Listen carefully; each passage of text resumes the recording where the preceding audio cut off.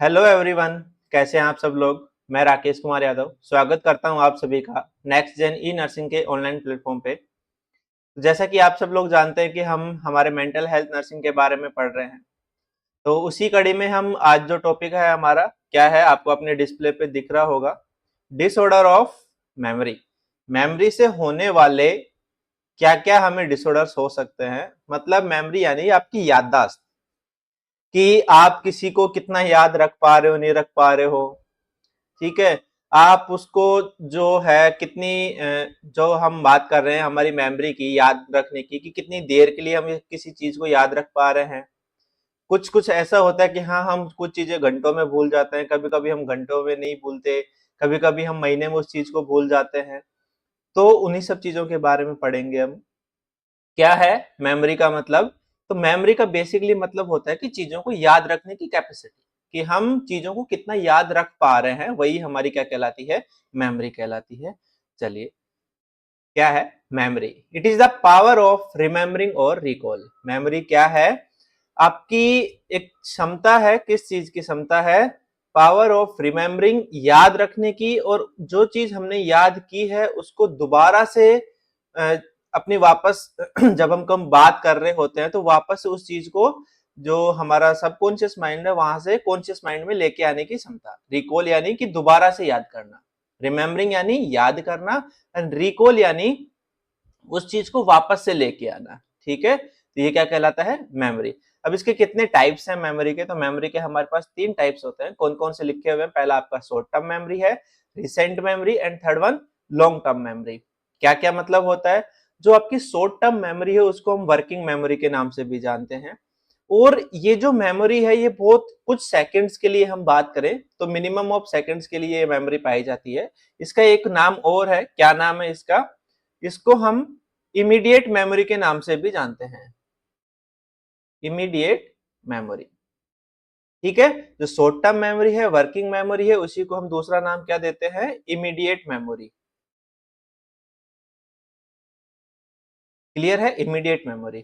ये कितनी देर के लिए होती है वो हमने अभी बात की। सेकंड हम बात कर रहे हैं रिसेंट मेमोरी की। रिसेंट मेमोरी का मतलब होता है कि आपका दिन, कि आप कुछ घंटों से लेके आपका जो एक दिन है वहां तक की आपकी मेमोरी के बारे में पता होना, कि हाँ मैंने कल पूरे दिन में ये काम किए थे।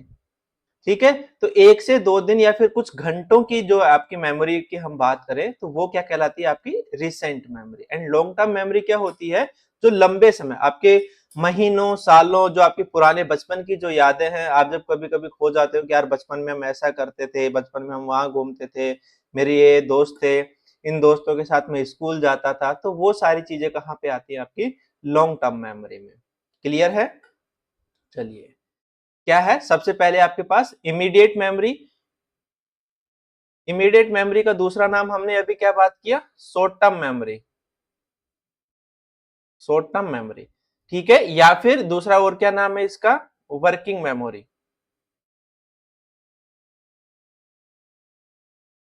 कितनी देर के लिए होती है, फ्यू सेकंड्स,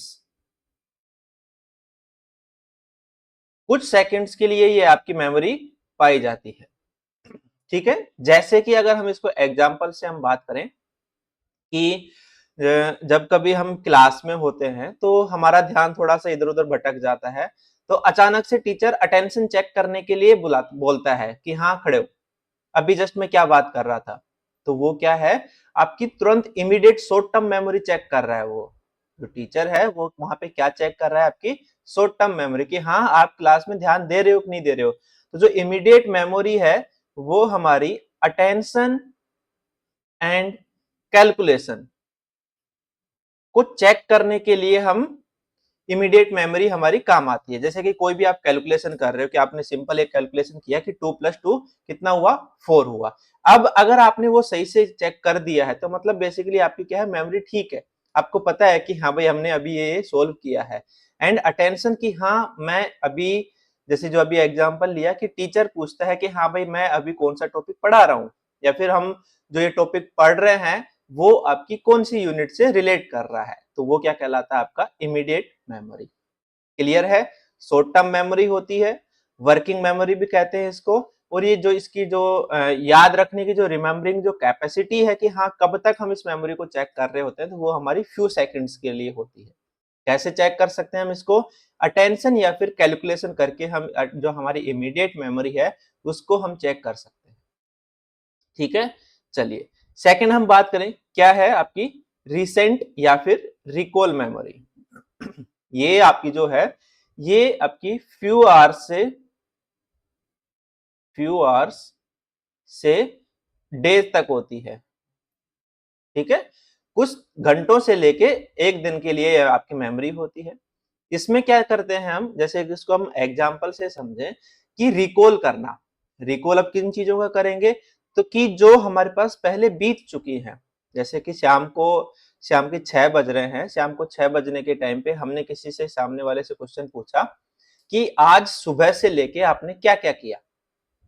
आज आप जब सुबह उठे उसके बाद आपने क्या क्या किया, तो वो फिर बताने चालू करता है कि हाँ सुबह मैं 6 बजे उठा। थोड़ा मुश्किल काम है 6 बजे उठना, पर फिर भी हम एग्जांपल ले रहे हैं तो बता देते हैं कि हाँ भाई, वो पेशेंट जो है, वो इंडिविजुअल जो अब क्या बताएगा कि हाँ सुबह मैं 6 बजे उठा, उसके बाद मैं वॉशरूम वगैरह गया, फिर मैंने अपना जो है ब्रेसिंग वगैरह की, फिर मैं नहाया, नहाने के बाद मैंने चाय पी, ब्रेकफास्ट किया, ब्रेकफास्ट करने के बाद फिर मैं रेडी हुआ, फिर मैं ऑफिस गया या फिर ड्यूटी गया मैं। ठीक है, या फिर उसके पहले कुछ गेम खेलने वाले जो होते हैं वो गेम खेलने लग गए। ऑफिस जाने के बाद मैंने ये काम किया, मैंने वो काम किया, फिर 1 बजे मैंने लंच किया, लंच में मैंने ये खाना खाया था, उसके बाद वापस से 4 बजे मैंने चाय पी, 5 बजे मैं ऑफिस से घर आ गया, फिर मैंने अपने कपड़े चेंज किए, जो यूनिफॉर्म थी ऑफिस की वो चेंज की, और अब मैं रेस्ट कर रहा हूँ। तो मतलब कहने का मतलब ये है कि इंसान सीक्वेंस से अपनी सारी चीजें जो उसने की हैं, जो उस 24 घंटे में या फिर जो उसने 5-6 घंटे में जो की है, उनको एक सीक्वेंस से सारी चीजें बता देना ही हमारा क्या कहलाता है, रिकॉल मेमोरी। कि हाँ, उस इंसान की जो रिसेंट मेमोरी, अभी की जो लेटेस्ट मेमोरी है, वो बहुत अच्छी है। उसको अपने बारे में सारी चीजें पता है कि मैंने आज सुबह से क्या-क्या किया है। क्लियर है? तो रिकॉल में हम क्या बात कर रहे हैं कि इसमें हम और भी बात कर सकते हैं कि जैसे हमने किसी से पूछ लिया, आज पूछा, ठीक है, आज कितनी तारीख है, 25 तारीख है। हमने उससे क्या पूछा कि आप बताइए कि आपके साथ 24 घंटे में क्या क्या हुआ। तो वो बताएगा कि सर मेरे साथ तो 24 घंटे में ये चीजें हुई, मैं इतनी देर सोया, और अपना मतलब पूरा रूटीन, जो उसका सुबह उठने से रात को सोने तक का जो उसका एक पूरा रूटीन बना हुआ है, उस रूटीन को वो सारे डिस्क्राइब कर देगा कि खाने में मैंने ये चीज खाई थी, मैंने कपड़े में ये चीज पहनी थी, मैं वहां पे घूमने गया था, मैं वहां पे घूमने गया था, और मेरा ऑफिस ऐसा निकला। तो 24 घंटे की अगर वो अपनी सारी डिटेल बता पा रहा है, फिर हम उसके बाद ये जो चीजें हम पेशेंट से पूछ रहे हैं, पेशेंट से पूछने के बाद हम इनको क्रॉस वेरीफाई करते हैं उसके जो पेरेंट्स हैं, उसके जो रिलेटिव्स हैं उनसे, कि हाँ ये जो इंसान बता रहा है ये फिर सही बता रहा है या फिर नहीं बता रहा है। तब जाके हमें पता चलेगा कि हाँ इसकी जो मेमोरी है वो इंटैक्ट है, मतलब अच्छी खासी मेमोरी है, इसको अपने बारे में सारी चीजें पता है। क्लियर है? जो ये मेमोरी जब हम पेशेंट्स की चेक कर रहे होते हैं तो उनको हम क्रॉस वेरीफाई करते हैं। क्रॉस वेरीफाई अगर नहीं करेंगे तो हो सकता है पेशेंट झूठ बोल दे, आपको पता ही नहीं चले। कि जैसे जो मेनिया वाले पेशेंट है, मेनिया वाले पेशेंट क्या करते हैं, आप उनसे कुछ भी एक टॉपिक के बारे में पूछो, वो आपको पूरा पैराग्राफ सुना देंगे। आपने उनसे एक लाइन का क्वेश्चन पूछा था, पर वो आपको आधे घंटे तक सुनाते रहेंगे कि ये किया मैंने, वो किया, मैं यहाँ गया, वहां गया। तो क्या हुआ, आपको पता ही नहीं चलेगा कि वो सही कह रहा है या फिर गलत कह रहा है। तो पेशेंट की जो मेमोरी अगर हमें चेक करनी है, तो उसको क्रॉस वेरीफाई करना होगा, जो उसके गार्जियंस हैं, जो उसके रिलेटिव्स हैं, जो उसके फैमिली मेंबर्स हैं, जो उसको अच्छे से जान रहे हैं कि हाँ ये 24 घंटे में हमारे साथ था, हम इसके साथ थे। तो हमें जाके पता चलेगा कि जो पेशेंट कह रहा है वो सही कह रहा है या फिर गलत कह रहा है। क्लियर है? चलिए नेक्स्ट हम बात करते हैं रिमोट मेमोरी के बारे में। रिमोट मेमोरी क्या है, तो ये आपकी मंथ्स एंड ईयर्स, इसमें जो ये मेमोरी हम जब चेक करते हैं तो इसमें हम काफी पुरानी चीजें पूछते हैं। जैसे कि काफी पुराने की बात करें कि आपने 10th कब की थी, आपने 8th क्लास कब पास आउट किए थे, आपकी कोई बचपन की ऐसी याद जो आप सुनाना चाहते हो अपने दोस्तों के साथ। तो हमें सबकी यादें होती हैं बचपन में, ठीक है, कि हाँ, हम दोस्तों के साथ खूब मस्ती करते थे, कभी कीचड़ के साथ खेलते थे, कभी मिट्टी के साथ खेल रहे थे। आजकल के पेरेंट्स तो बहुत ज़्यादा कॉन्शियस हो गए हैं कि जो मिट्टी के साथ खेलने ही नहीं देते हैं, ठीक है? पहले क्या होता था कि हाँ भाई, मिट्टी में खेल रहे हैं 2-2 घंटे तक, तो वो सारी चीज़ें ना एक याद बन जाती है कि हम पानी डाल-डाल के खेल रहे हैं, कभी इधर भाग के जा रहे हैं, कभी क्रिकेट खेल रहे हैं, कभी और कुछ खेल रहे हैं। तो दोस्तों के साथ जो हमारी वो जो यादें हैं, जो हमारी बचपन में होती थी कि हाँ, सारे मिलके एक साथ स्कूल जा रहे हैं, फिर बैठ के होमवर्क कर रहे हैं, ठीक है? एक-दूसरे की खिंचाई कर रहे हैं, तो वो सारी जो यादें अगर इंसान सही से बता रहा है, तो वो क्या कहलाती है? रिमोट मेमोरी, ठीक है? आपकी भी कुछ ऐसी यादें जुड़ी हुई होंगी स्कूल के साथ में, किसी पर्सन के साथ में पर्टिकुलर ईयर को लेके, ठीक है? तो अगर आपको आज भी वो चीज़ें याद हैं, तो वो क्या कहलाती है? Remote memory. क्लियर है? समझ गए तीनों मेमोरी के टाइप। इमीडिएट मेमोरी, इसमें क्या होता है, बिल्कुल फ्यू सेकंड्स की जो हमारी मेमोरी होती है उसको हम चेक करते हैं। कैसे चेक कर सकते हैं? चेक करने के लिए हमारे पास हम अटेंशन चेक कर सकते हैं इंडिविजुअल का, या फिर कैलकुलेशन करवा सकते हैं। रिसेंट और रिकॉल मेमोरी में हमने क्या बात की कि कुछ घंटों से लेके एक पूरे दिन की अगर हम बात करें, तो वो मेमोरी इंसान बता पा रहा है या फिर नहीं बता पा रहा है। And last one, remote memory, इसमें आपकी जो पुरानी यादें हैं, जो आपकी बचपन की जो यादें हैं, जो चाइल्डहुड मेमोरीज हैं, जो स्कूल टाइम की मेमोरीज है, उनके बारे में इंसान कितना बता पा रहा है, तो वो हमारी क्या कहलाती है? Remote memory. क्लियर है सभी को? चलिए, अब नेक्स्ट हम बात करते हैं एक क्वेश्चन के बारे में, क्योंकि अभी आज की जो क्लास है उसमें हम मेमोरी तो पढ़ ही रहे हैं, साथ के साथ जो मेमोरी के डिसऑर्डर्स हैं उनके बारे में भी हम बात करेंगे कि क्या-क्या डिसऑर्डर्स हो सकते हैं मेमोरी से रिलेटेड, कि हमें कुछ याद नहीं रह रहा है। कभी-कभी ऐसा होता है कि हाँ भाई, कुछ एक पर्टिकुलर टॉपिक को लेके बहुत ज़्यादा ही एक्सेस में याद हो गया है, या कभी-कभी ऐसा भी होता है कि एक पर्टिकुलर टॉपिक को लेके हम भूल गए हैं। कोई ऐसा साइकोलॉजिकल इवेंट हो जो आपको ट्रॉमा पहुंचा रहा हो, आपको स्ट्रेसफुल कंडीशन दे रही हो, तो हम उस चीज को भूल जाते हैं। और कुछ कुछ चीजों को हम नहीं भूल पाते हैं, ठीक है, कि यार उसकी यादें तो अभी भी मेरे पास है, मैं उनको नहीं भुला पा रहा हूँ। तो ये सारी क्या है आपकी मेमोरी के डिसऑर्डर्स में हम इनके बारे में पढ़ेंगे। तो क्या क्या है? पहला क्वेश्चन क्या है इसमें आपके पास? Which of the following best define amnesia? इसमें आपसे पूछा है कि एमनेसिया क्या होता है, एमनेसिया के बारे में आपको बताना है कि एमनेसिया क्या होता है। तो सिंपल अगर हम बात करें कि एमनेसिया क्या होता है, तो एमनेसिया का मतलब होता है मेमोरी लॉस हो जाना, एब्सेंस ऑफ मेमोरी, कि आपकी जो याद करने की जो कैपेबिलिटी है, जो हमने डेफिनेशन में पढ़ा था कि it is the ability of remembering और रिकॉल, तो वो जो एबिलिटी है रिमेम्बरिंग की या फिर रिकॉल करने की, वो आपकी खत्म हो जाना ही क्या कहलाता है? एमनेसिया कहलाता है। अब चलिए हम इसमें बात कर लेते हैं, क्या क्या ऑप्शंस हैं। तो आपके पास ऑप्शंस है, inability to recognise familiar objects, तो ये तो बात नहीं है। हम एमनेशिया के बारे में बात कर रहे हैं, तो एमनेशिया में तो जो हम मेमोरी पर पढ़ी है हमने, उसका लॉस होने वाला है, तो ये आपका आंसर नहीं है। Second, loss of language functions, कि आप किसी से कम्युनिकेट कर रहे हो, ठीक है, आप बातें कर रहे थे, बातें करते करते कि पहले तो आपने अच्छे से बातें कर रहे थे, फिर कभी कोई ऐसा ट्रॉमा हुआ, कोई एक्सीडेंट हुआ कि उसके बाद से अब आपको कन्वर्सेशन करने में प्रॉब्लम आने लग गई। आप क्या वर्ड्स यूज करो, क्या अपनी लैंग्वेज यूज करो, वो आपको समझ में नहीं आ रही है, ठीक है। तो पहले वाले में क्या लिखा हुआ है? Inability to recognise familiar objects, इनका मतलब है कि जैसे कि आपको पहले पता था कि हाँ भाई, टीवी का रिमोट ऐसे ऑन होता है, ये वाले बटन दबाएंगे तो चैनल चेंज होंगे, इस वाले बटन से आपका म्यूट होगा, तो वो सारी चीजें कि हाँ ये तो स्विच है, तो वो सारे आपके क्या फैमिलियर ऑब्जेक्ट्स हैं, आप उनको अच्छे से जानते हो कि हाँ भाई, इधर से ये आपका कबर्ड है, इसमें आपके कपड़े रखे हुए थे, ठीक है, यहाँ पे आपका शू रैक है, तो फैमिलियर ऑब्जेक्ट्स हो गए वो। लैंग्वेज फंक्शंस में क्या है कि आपकी जो कम्युनिकेशन एबिलिटी है, कि आप किसी से कैसे बात कर रहे हो, कैसे आप कम्युनिकेट कर रहे हो, वो फंक्शंस लॉस हो गए हैं। थर्ड वन है लॉस ऑफ मेमोरी, तो यही हमारा क्या कहलाता है? एमनेशिया, कि अगर आपकी मेमोरी जो है उसका लॉस हो जाना ही क्या कहलाता है? एमनेशिया। एंड लास्ट पॉइंट क्या है? Inability to perform learn movement, कि जो आपने मूवमेंट याद किए हुए थे आप उनको ही भूल गए हो, ठीक है।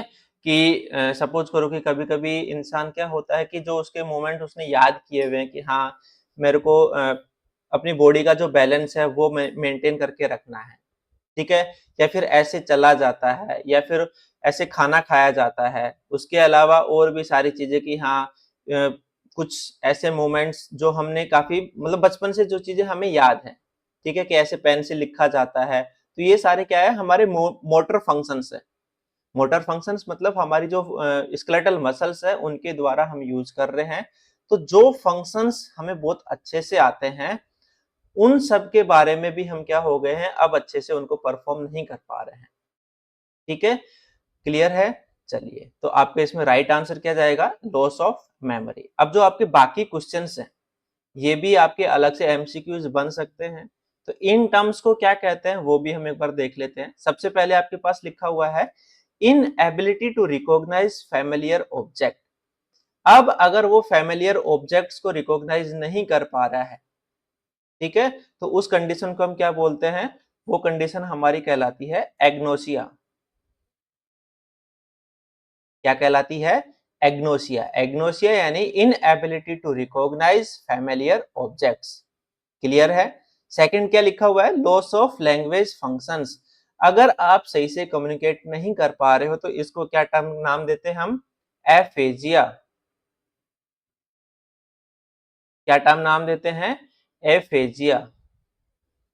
ठीक है, एंड जो आपका लास्ट वन बच गया, क्या बचा है? Inability to perform learned moments. जो आपके मोमेंट्स थे उनको आपने बचपन से अच्छे से याद किया हुआ था, आप अच्छे से परफॉर्म कर पा रहे थे, बट अब आप उन मोमेंट्स को भूल चुके हो। तो इस कंडीशन को हम क्या नाम देते हैं? एप्रेक्सिया। ठीक है, तो ये क्या है आपके पास? एप्रेक्सिया। तो टोटल हमने एक क्वेश्चन में कितने क्वेश्चंस पढ़ लिए हैं? 4 क्वेश्चंस। ठीक है, एक क्वेश्चन में हमने 4 क्वेश्चंस पढ़े हैं और ये आपको याद होने चाहिए। चारों में से कोई सा भी एमसीक्यू बन सकता है। क्लियर है? चलिए नेक्स्ट हम बात करते हैं अब एक क्वेश्चन और है। इन एंटेरोग्रेड एमनेसिया, कौन सा एमनेसिया आ गया? Anterograde amnesia. The patient has difficulty. अभी जब हम बात कर रहे हैं एमनेसिया के बारे में तो एमनेसिया का हमने मतलब ये समझा कि मेमोरी का लॉस हो जाना। अब जब हम इसके टाइप्स पढ़ते हैं कि हाँ भाई एमनेसिया को कैसे कैसे या फिर कौन कौन से टाइप्स वहां पे होते हैं, तो वहां पे हम पढ़ते हैं कि एंटेरोग्रेड एमनेसिया होता है, रिट्रोग्रेड एमनेसिया होता है, सरकमस्क्राइब एमनेसिया होता है। 3 प्रकार के एमनेसिया होते हैं। अभी हम नेक्स्ट स्लाइड में हम बात करेंगे इनके बारे में भी कि कैसे कैसे एमनेसिया को डिवाइड किया गया है। तो यहाँ पे आपका जो क्वेश्चन है वो क्या कह रहा है कि एंटेरोग्रेड एमनेसिया में एक पेशेंट को क्या डिफिकल्टी होती है, मतलब पूछना ये चाह रहा है आपसे कि एंटेरोग्रेड एमनेसिया होता क्या है। क्या ऑप्शंस दिए हुए हैं, पढ़िए एक बार। Recalling past events before brain injury, recognising familiar faces, forming new memories after the brain injury and performing motor activities. ठीक है, इस क्वेश्चन का आंसर आप कमेंट कीजिए। जब हम आगे अभी थ्योरी पढ़ेंगे तब हम वहां पे इस क्वेश्चन के बारे में बात करेंगे, तब आप चेक कीजिएगा कि आपने जो आंसर किया है वो राइट है या फिर रॉन्ग है। ठीक है, तो ये आपके लिए अभी थोड़ी देर का होमवर्क है, आप इसको सोल्व कीजिए और अपने जो आंसर्स हैं वो कमेंट कीजिए। उसके बाद नेक्स्ट अब हम इसकी जो थ्योरी पढ़ेंगे उसमें हम इनके बारे में पढ़ेंगे कि हाँ भाई कौन कौन सा एमनेसिया क्या होता है, तब आपको आपका राइट आंसर पता चलेगा। क्लियर है? चलिए अब हम यहाँ पे बात कर लेते हैं डिसऑर्डर्स के बारे में। ये तो हमने बात कर ली कि मेमोरी क्या होती है, कैसे कैसे उसके टाइप्स होते हैं। ठीक है, अब मेमोरी के क्या क्या डिसऑर्डर्स हो सकते हैं।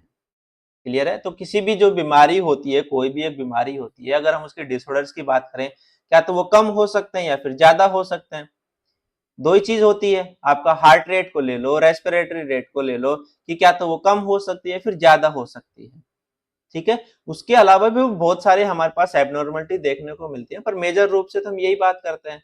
ठीक है, कि हाँ भाई बीपी कम हो गया, बीपी ज्यादा हो गया, शुगर कम हो गई, शुगर हाई हो गई, आपका टेम्परेचर जो बॉडी टेम्परेचर है वो हाई हो गया।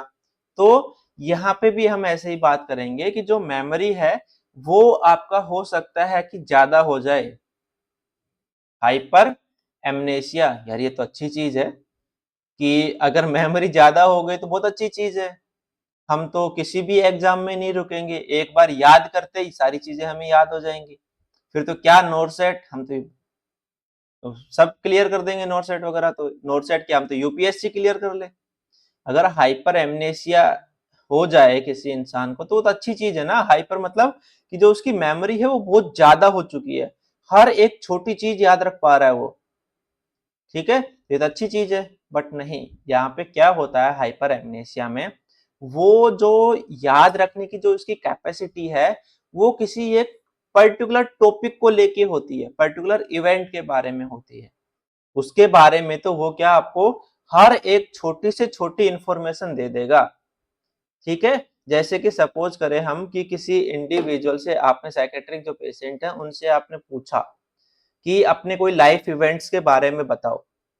तो लाइफ इवेंट्स हमारे पास काफी होते हैं या फिर काफी अचीवमेंट्स होते हैं लाइफ के, कि आपने 10th क्लास कब की थी, 12th क्लास कब की थी, आपने ग्रेजुएशन कब की, आपने जॉब कब लगी आपके पास। तो ये काफी सारे इवेंट्स हैं। आपकी शादी कब हुई, आपके बच्चे कब हुए, आपका डेट ऑफ बर्थ क्या आता है। तो ये काफी सारे इवेंट्स हैं।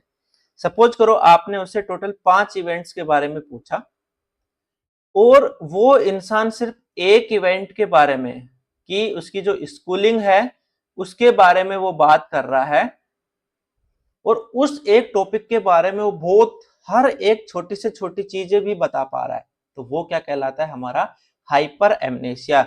उसको बाकी के जो 4 पॉइंट्स हैं वो याद नहीं है। जो चीजें आपने पूछी, जो और इवेंट्स उसके साथ हुए हैं, उसको वो इवेंट्स याद नहीं है। सिर्फ पर्टिकुलर एक इवेंट याद है, और उस इवेंट के बारे में तो आप सोच भी नहीं सकते, इतनी माइनर से माइनर इंफॉर्मेशन वो आपको दे देगा। ठीक है, तो ये क्या कहलाता है, हाइपर एमनेसिया। मतलब जो उसकी मेमोरी है वो पर्टिकुलर एक पॉइंट, एक इवेंट्स को लेके इतनी हाईली हो गई है, बहुत ज्यादा एक्सेस हो गई है कि वहां से तो आप उससे पूछोगे तो वो कुछ भी मिस नहीं करेगा। क्लियर है? चलिए, जैसे ऐसा नहीं होता कि हाँ भाई कोई इंसान बिल्कुल एकदम रट लेता है। ठीक है, जब हम एग्जाम्स की प्रिपरेशन कर रहे होते हैं तो कुछ क्वेश्चंस ऐसे होते हैं कि हाँ भाई जब हम उनको समझने की कोशिश करते हैं तो वो समझ में नहीं आते हैं। फाइनली फिर हम क्या करते हैं, उसको इतना याद कर लेते हैं, उसको इतना रट लेते हैं ना, कि हर एक छोटे से छोटा पॉइंट भी हमें उसको पता होता है कि कहाँ पे हमें कॉमा लगाना है। क्लियर है? तो वो चीज हमारी क्या कहलाती है, हाइपर एमनेसिया। बाकी जो टॉपिक्स है उनके बारे में पूछो वो याद नहीं है, बट जो एक रटा हुआ है वो रटा हुआ आपको हमेशा याद रहेगा। क्लियर है? तो हाइपर एमनेसिया कहाँ पे देखने को मिलता है, ये भी हमें क्वेश्चन हो सकते हैं। कहाँ वहां पे, पैरानोइड सिजोफ्रेनिया एंड मेनिया के पेशेंट्स में ये आपको मोस्ट कॉमनली देखने को मिलता है। क्लियर है? हाइपर एमनेसिया समझ गए क्या होता है, कि मेमोरी का एक्सेसिव रिटेंशन हो जाना पर्टिकुलर इवेंट्स की, सभी इवेंट्स की मेमोरी को नहीं, सिर्फ पर्टिकुलर एक इवेंट की मेमोरी का एक्सेसिव रिटेंशन हो जाना क्या कहलाता है, हाइपर एमनेसिया। कहां कहां पे देखने को मिलता है, पैरानोइड सिजोफ्रेनिया एंड मेनिया के बारे में। क्लियर है?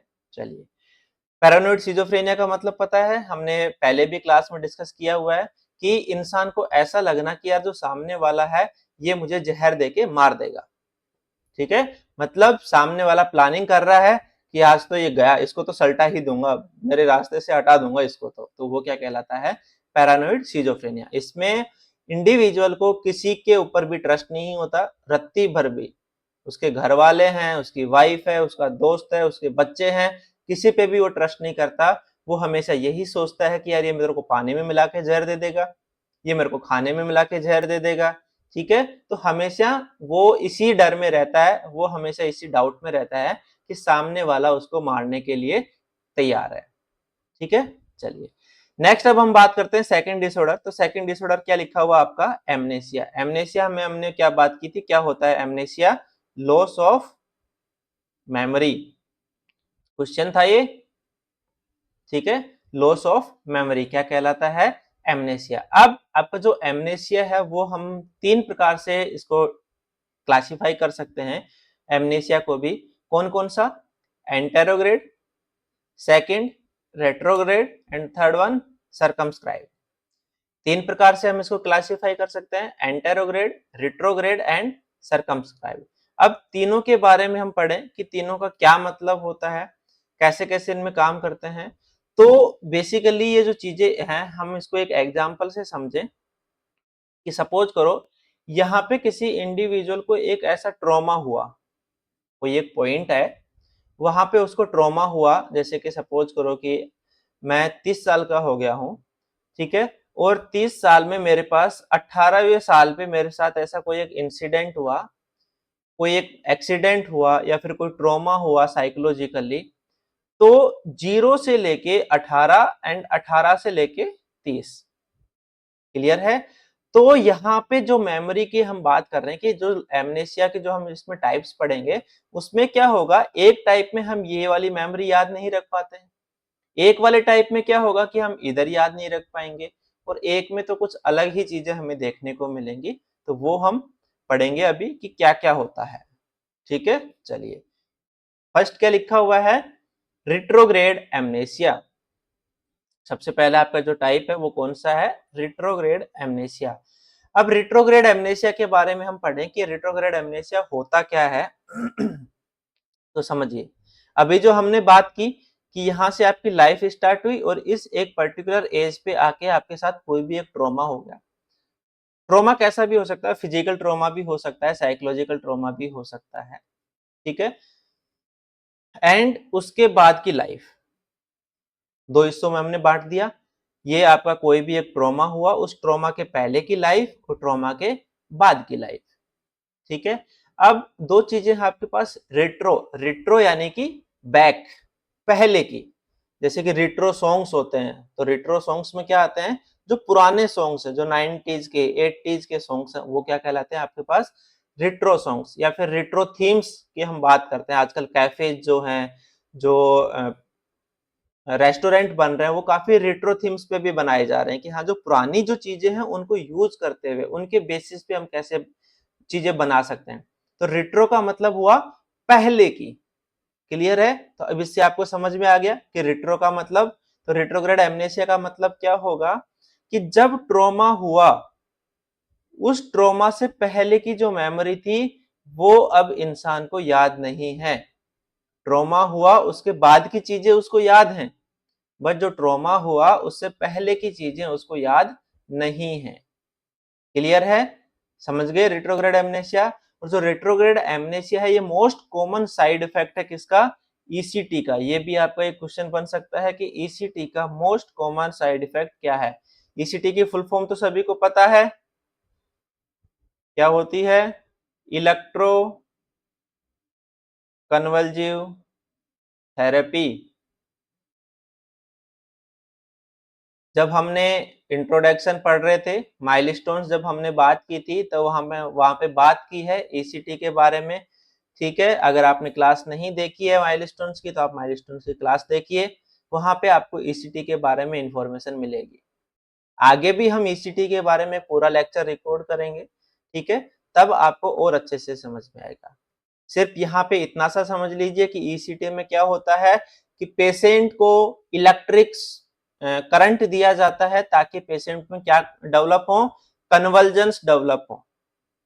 क्या डेवलप हो, कन्वर्जेंस। और वो कन्वर्जेंस आपके किस में हेल्प करते हैं, जो आपके न्यूरोट्रांसमीटर्स का लेवल अल्टर्ड हुआ है उनको सेटल डाउन करवाने में हेल्प करते हैं, ठीक है।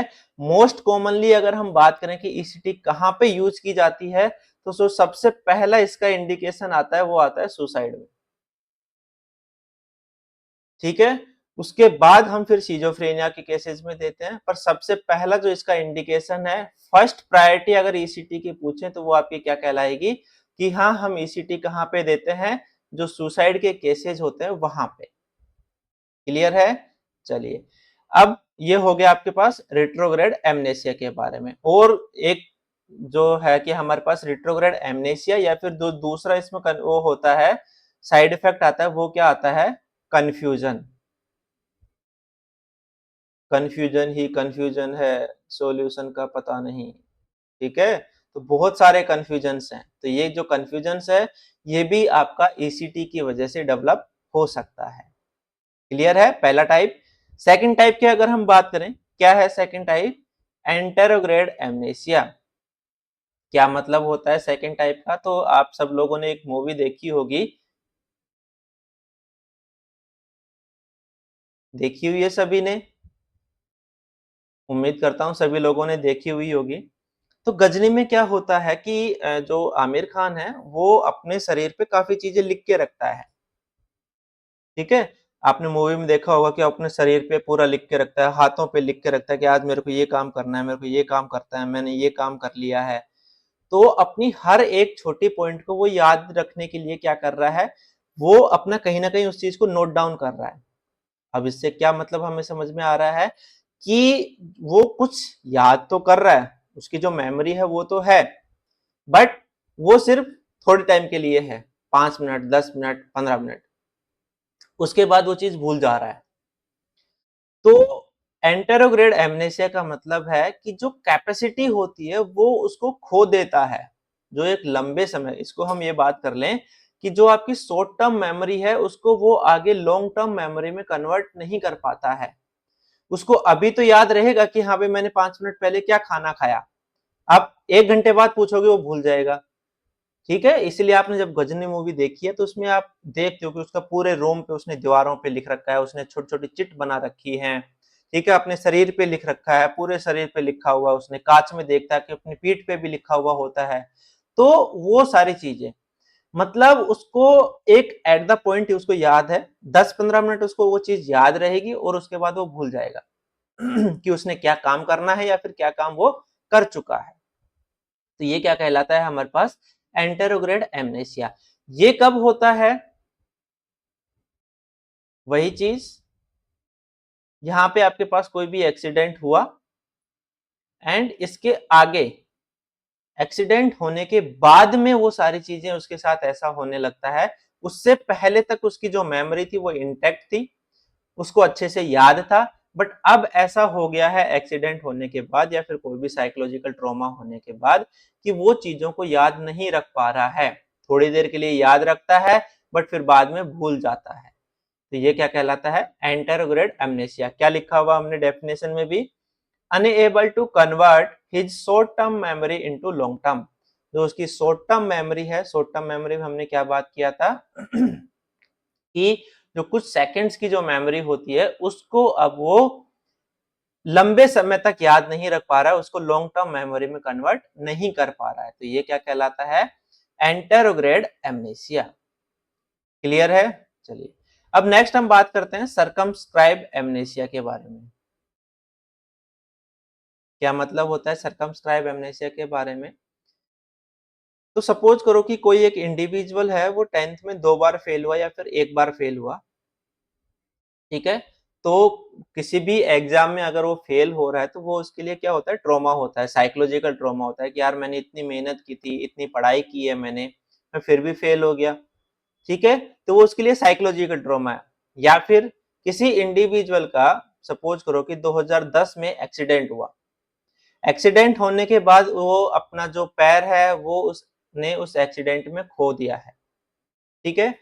अब वो उसके लिए याद हो गया कि हाँ भाई मेरा एक्सीडेंट हुआ था और उसको इतना ट्रॉमा पहुंचा कि उसके काफी लॉस हुआ, तो वो उसके लिए स्ट्रेसफुल सिचुएशन है। बट धीरे धीरे क्या होता है कि जब इंसान में हम आगे बात कर रहे हैं तो इंसान क्या करता है कि जो उसको जो साइकोलॉजिकल ट्रॉमा हुए हैं क्या एग्जांपल्स लिए कि वो 10th में फेल हो गया था, कोई एक्सीडेंट हुआ है, कोई किसी को छोड़ के चला गया है, कोई किसी को छोड़ के चली गई है, तो वो भी क्या है? साइकोलॉजिकल ट्रॉमा दे जाते हैं। तो ये जो साइकोलॉजिकल जो ट्रॉमा हुआ है उस एक पर्टिकुलर इवेंट के बारे में भूल जाना, समझ रहे हो? सिर्फ सरकमस्क्राइब एमनेसिया में क्या होता है? Loss of memory, loss of memory of a particular event, ठीक है। ऊपर लिख देता हूं इसकी डेफिनेशन क्या होती है।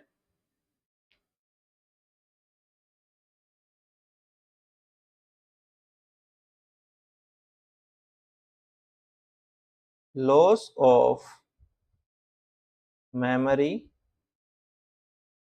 of a particular event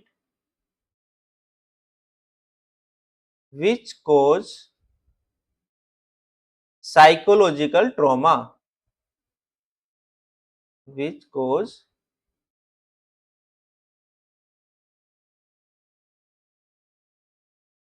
psychological trauma, psychological trauma, ठीक है, या फिर स्ट्रेस।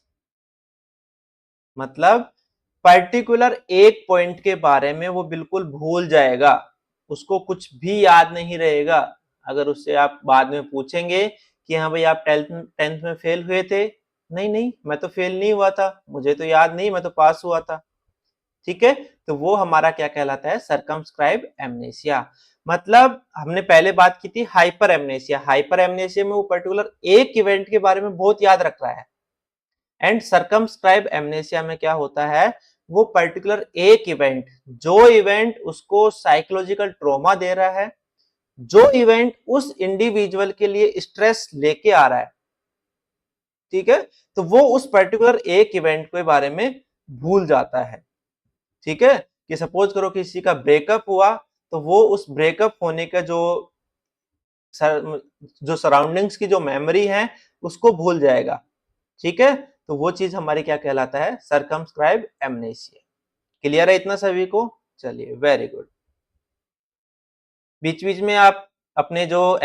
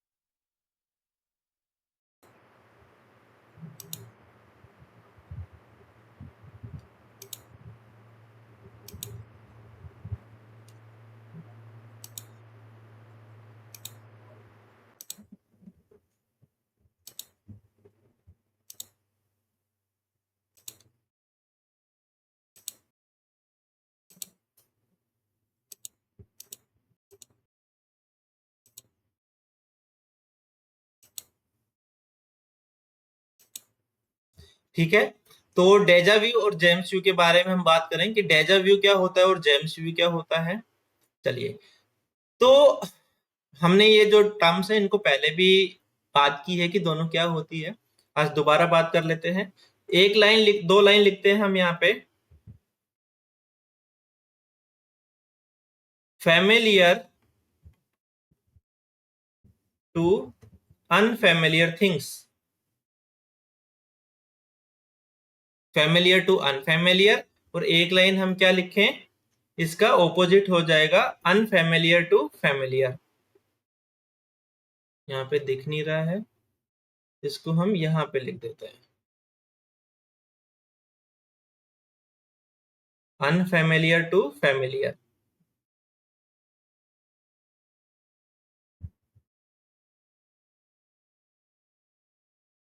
ठीक है, तो दो terms, डेजा view and James view, clear है। दो लाइनें हमने लिखी, फैमिलियर टू अनफैमिलियर, और एक हमने लिखा अनफैमिलियर टू फैमिलियर, क्लियर है।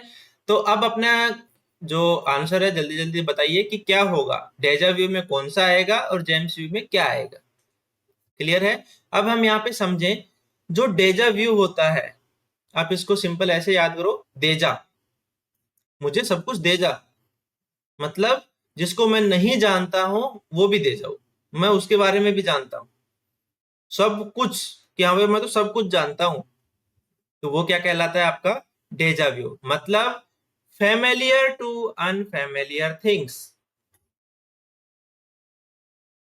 इंसान कभी पेरिस गया ही नहीं, इंसान कभी अपने शहर को छोड़ के दिल्ली गया ही नहीं, और आप उससे बात करोगे वो क्या कहेगा कि दिल्ली के बारे में मैं तो सब कुछ जानता हूँ, कहाँ पे क्या क्या है वो सारी चीज मैं जानता हूँ। ठीक है, आप उसके घर वालों से पूछोगे वो क्या कहेगा, ये साहब कभी गया ही नहीं। ठीक है, तो ऐसी चीजें, तो वो क्या कहलाता है, फैमिलियर टू अनफैमिलियर थिंग। आप पेशेंट को कहीं अपने गांव से, अपने घर से किसी दूसरे शहर में लेके गए, तो वो क्या कहेगा, मैं तो सब कुछ जानता हूँ इस शहर के बारे में, सब पता है मेरे को यहाँ पे। उसके फैमिली वाले कहेंगे सर हम तो पहली बार आए हैं। ठीक है, तो वो क्या कहलाता है, डेजा व्यू। एंड इसके जस्ट ऑपोजिट, जो जानता है, जेम्स यानी जो गया, जो जानता है वो भी चला गया। आप पेशेंट को अपने घर पे, अपने गांव लेके जाओ, वो क्या कहेगा, मैं कहाँ आ गया, ये लोग कौन है। ठीक है, मतलब जिनको वो जानता था अब उनसे अनफेमिलियर हो गया है, तो वो क्या कहलाता है आपका, जेम्स व्यू। ठीक है, तो ये भी आपके एमसीक्यूज हैं, याद रखिएगा। जितनी भी टर्मिनोलॉजीज हम पढ़ते हैं वो सारे आपके एमसीक्यू बन सकते हैं, अच्छे से उनको पढ़िए, अगर कोई डाउट होता है तो आप क्वेश्चन पूछ सकते हैं। तो ये था हमारे पास डिसऑर्डर ऑफ मेमोरी के बारे में। ठीक है, मेमोरी के हमने टाइप्स पढ़ लिए, उसके जो डिसऑर्डर्स है वो भी हमने पढ़ लिए। नेक्स्ट टॉपिक है अब हमारे पास इंसाइट। इंसाइट का क्या मतलब होता है, नॉर्मली हम कहते हैं ना कि हाँ भाई अपनी ग्रेवान में झांक के देखो कि आप कितने दूध के धुले हुए हो, कहते हैं कि हाँ भाई तुम पहले खुद तो चेक कर लो तुम सही हो या गलत हो, अपनी कॉलर में देखो, कहते हैं ना। तो वही है इंसाइट, मतलब मुझे मेरे बारे में, मेरी मेंटल स्टेटस के बारे में कितना पता है, मैं कितना जानता हूं, तो वही क्या कहलाता है हमारा इनसाइट। इन यानी अंदर, साइट यानी देखना, अपने अंदर झांक के देखना ही क्या कहलाता है, इनसाइट। यहाँ पे लिख देता हूं मैं, याद रहेगा, अपने अंदर झांक कर देखना। अब जो मेंटल इल पेशेंट है, वो अपने अंदर झांक के देखने से क्या मतलब है, आपने उससे पूछा कि आपको कोई बीमारी है, तो वो क्या क्या स्टेप्स में अपनी बीमारी के बारे में बताएगा। हो सकता है वो मना कर दे, मुझे तो कोई बीमारी नहीं है, ये तो डॉक्टर ही पागल है, मेरे घर वाले पागल है जो मुझे यहाँ पे रखा हुआ है, मैं तो बिल्कुल ठीक हूँ। तो वो क्या कहलाता है, कंप्लीट डिनाइल। तो इनसाइट उसमें बिल्कुल नहीं है, पेशेंट हर उसको मना कर रहा है कि मेरे अंदर कोई बीमारी नहीं है, मैं बिल्कुल ठीक हूँ, 100% मैं स्वस्थ हूँ। ठीक है, जो लोग मुझे यहाँ पे लेके आए हैं, जो मेरा इलाज कर रहे हैं, इनको ही कुछ हुआ है, इनका इलाज कहीं और जाके करवाओ, मैं तो ठीक हूँ। ठीक है, तो वो आपका क्या कहलाता है, first grade of insight. Insight को हमने 6 ग्रेड्स में डिवाइड किया है। कौन कौन सी ग्रेड्स है उनके बारे में पढ़ रहे हैं। सबसे पहले तो इंसान क्या करेगा, बिल्कुल मना कर देगा साफ साफ शब्दों में कि हाँ भाई मेरे पास या फिर मेरे को कोई भी बीमारी नहीं है। चलिए, उसके बाद सेकंड और क्या हो सकता है कि इंसान हो सकता है कि बहुत कभी कभी कह दे कि हाँ मुझे लगता तो है कि हाँ मैं थोड़ा सा बीमार हूं, but most of the time वो क्या कहेगा कि मुझे कोई बीमारी नहीं है। क्या लिखा हुआ है, slight awareness but many times he denied. मतलब थोड़ा बहुत उसको अवेयरनेस है, बट बहुत आप कितनी, अगर आपने 10 बार पूछा उससे तो वो 8 बार तो आपको मना ही करेगा कि मेरे में कोई भी बीमारी नहीं है। क्लियर है, मतलब थोड़ी बहुत अवेयरनेस तो है, वो 1 या 2 बार आपको कह देगा कि हाँ मैं बीमार हूं, मुझे भी लगता है, मेरा तो इलाज करवाओ डॉक्टर साहब। तो वो क्या कहलाता है, आपका ग्रेड सेकंड। ये जो हमने लिखे हैं वो क्या है, इसके ग्रेड कि कैसे कैसे इनसाइट को हम क्लासिफाई करके पढ़ रहे हैं। नेक्स्ट क्या है, थर्ड। इनसे भी आपसे क्वेश्चन बन सकते हैं। ठीक है, ये जो ग्रेड्स हैं यहां से आपके पास क्वेश्चन बन सकते हैं। आपके पास क्वेश्चन पूछ लेगा कि slight awareness but many time he denied Kemps under which grade of insight. तो ये आपका क्वेश्चन बन सकता है कि अगर इंसान स्लाइट अवेयरनेस है बट बहुत बार वो मना कर देता है, तो ये इनसाइट की कौन सी ग्रेड है। तो ये सारे आपके इंपॉर्टेंट टॉपिक्स हैं, ध्यान से पढ़िए। नेक्स्ट क्या है, aware about illness and know that it has been caused by physical factor और सम एक्सटर्नल फैक्टर। अब थर्ड ग्रेड में क्या होता है कि इंसान जो है वो अपनी बीमारी के बारे में जानता है, बट उसके पीछे वो लॉजिक ये देता है कि मेरे को मानसिक बीमारी नहीं है, मेरे को ये जो बीमारी हुई है इसके पीछे कोई ना कोई फिजिकल फैक्टर है या फिर कोई एक एक्सटर्नल फैक्टर है। वो अभी भी उसके पीछे जो है कि वो ये एक्सेप्ट नहीं करेगा कि हाँ वो मेंटली इल है। वो यही बोलेगा कि हो सकता है कि मेरे पेट पेट में ना डॉक्टर साहब बहुत ज्यादा गैस बनती थी, इस गैस में बनने की वजह से मेरे अंदर ना ऐसे बहुत वो हो गया कि हमें मैं बहुत ज्यादा बोलने लग गया हूँ, किसी से साथ भी लड़ाई कर लेता हूँ, तो ये जो मेरी बीमारी है ना मेरी पेट गैस बनने की वजह से हुई है। या फिर डॉक्टर साहब ये बीमारी तो मैं पागल थोड़ी ना हूँ कोई, मेरे ऊपर तो किसी ने कोई जादू टोना करवा रखा है।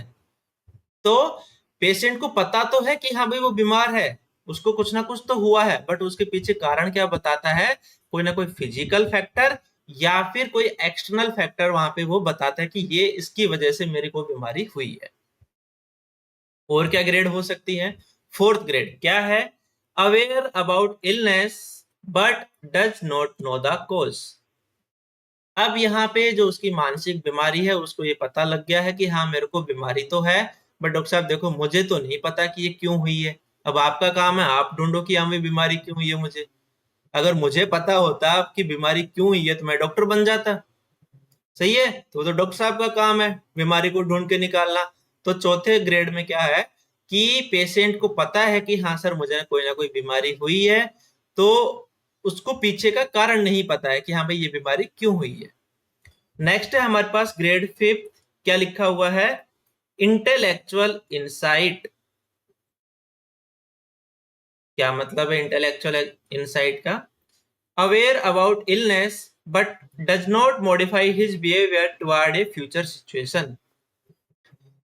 मतलब इंटेलेक्चुअल इंसाइट में उसको ऐसा है कि उसको पता तो है कि उसकी बीमारी के बारे में, उसको उसकी इलनेस के बारे में कंप्लीट पता है, उसको पता है कि हाँ भाई मैं छोटी छोटी बातों के लेके गुस्सा हो जाता हूँ, मैं बहुत ज्यादा बोलता रहता हूँ, दिन भर मैं इधर से उधर भागता रहता हूँ। ठीक है, या फिर मैं खाना सही से नहीं खाता हूँ, मैं शक करता हूँ कि हाँ भाई ये लोग मुझे जहर देके मार देंगे। तो बट उसके बाद भी उसको सब कुछ पता है, फिर भी वो अपना बिहेवियर चेंज नहीं कर रहा है। उसको पता है कि हाँ भाई मैं बार बार हाथ धो रहा हूँ, मुझे ऐसा लगता है कि हाँ भाई मेरे हाथ गंदे हैं। उसको ऐसा भी पता है कि हाँ भाई मेरे को पता है कि हाँ भाई मैं बार बार अपनी जो चीजें उनको सेट करता रहता हूँ, बिल्कुल प्रॉपर सेट करके रखता हूँ चीजों को, बट फिर भी वो उन चीजों को क्या नहीं कर पाता है, आगे के लिए मॉडिफाई नहीं कर पाता है। अभी हमने जो 2 एग्जाम्पल लिए ये आपके ओसीडी के हैं, ऑब्सेशन कंपल्सन डिसऑर्डर्स के बारे में। ठीक है, तो उसको पता है कि हाँ भाई मेरा बिहेवियर ऐसा हो गया है और इसकी वजह से लोगों को परेशानी हो रही है, मुझे खुद को भी परेशानी हो रही है, बट क्या करूं, मैं इसको बदल ही नहीं पा रहा हूं।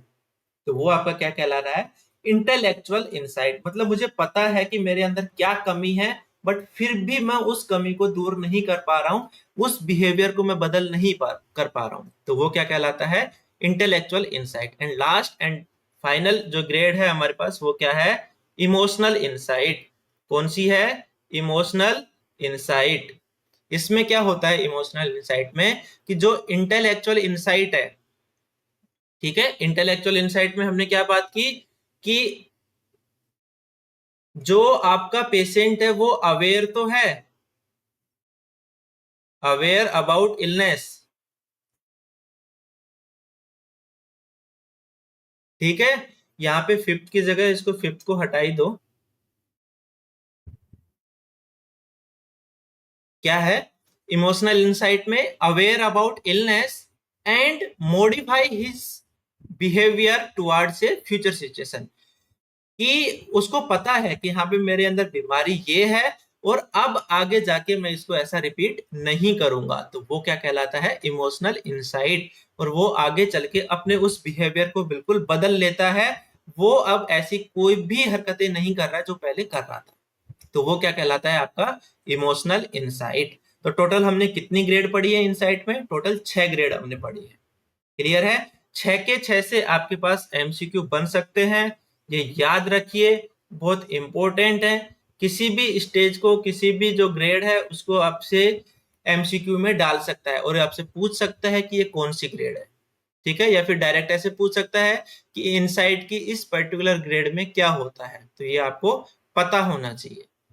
क्लियर है, चलिए आज की क्लास में हमारे पास इतना ही। आज हमने क्या क्या पढ़ा उसके बारे में हम एक बार अगर रिवाइज करें तो सबसे पहले हमने पढ़ी मेमोरी, इसकी डेफिनेशन हमने पढ़ी, इसके टाइप्स पढ़े, फिर उसके बाद हमने पढ़े डिसऑर्डर्स। कौन कौन से डिसऑर्डर हमने यहाँ पर पढ़े, हाइपर एमनेसिया, और क्या पढ़ा, amnesia, next paramnesia, para amnesia. Amnesia के भी हमने फिर आगे जाके टाइप्स पढ़े, कौन कौन से, एंटेरोग्रेड, रिट्रोग्रेड एंड, और क्या था, सरकमस्क्राइब। क्लियर है, पैरा एमनेसिया में भी हमने टाइप्स पढ़े हैं, कौन कौन से, कन्फाबुलेशन,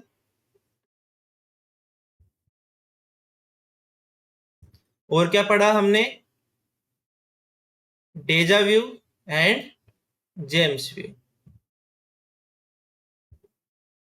ठीक है, तो ये हमने पढ़े मेमोरी के बारे में। एंड लास्ट वन फिर हमने क्या पढ़ा, इनसाइट के बारे में। यहां लिख देता हूं, लास्ट हमने क्या पढ़ा, इनसाइट के बारे में। इनसाइट में हमने क्या पढ़ा कि कितने इसके ग्रेड्स हैं, कैसे कैसे इनको डिवाइड किया गया है। क्लियर है सभी को आज की क्लास। अगर हमारी जो क्लासेज हैं आपको अच्छी लग रही हैं तो आप कमेंट कीजिए, आपका अपना फीडबैक है वो जरूर दीजिएगा। आपका जो फीडबैक नेगेटिव हो या फिर पॉजिटिव हो, फीडबैक बहुत जरूरी है एक टीचर के लिए, ताकि वो उस फीडबैक पे बेस होके आपको आगे और अच्छे से कैसे पढ़ा सकता है वो उसके बारे में सोचता है। ठीक है, मैं तो मेरी तरफ से बहुत अच्छा कर रहा हूँ, मुझे ऐसा लग रहा है कि हाँ भाई मैं बहुत अच्छा कर रहा हूँ, पर फिर भी हो सकता है कि हाँ भाई कोई कमी ऐसी रह रही हो जो आप लोगों नोटिस कर पा रहे हो कि सर ऐसा नहीं, ऐसा कर सकते हैं। तो आपका जो नेगेटिव है या फिर पॉजिटिव फीडबैक जैसा भी है वो आप कमेंट कीजिए, हम आपके कमेंट्स का वेट करते रहते हैं कि आप अपना फीडबैक देंगे। ठीक है, अगर आपको क्लासेज प्रोडक्टिव लग रही हैं तो लाइक कीजिए क्लासेज को और अपने फ्रेंड्स के साथ शेयर कीजिए।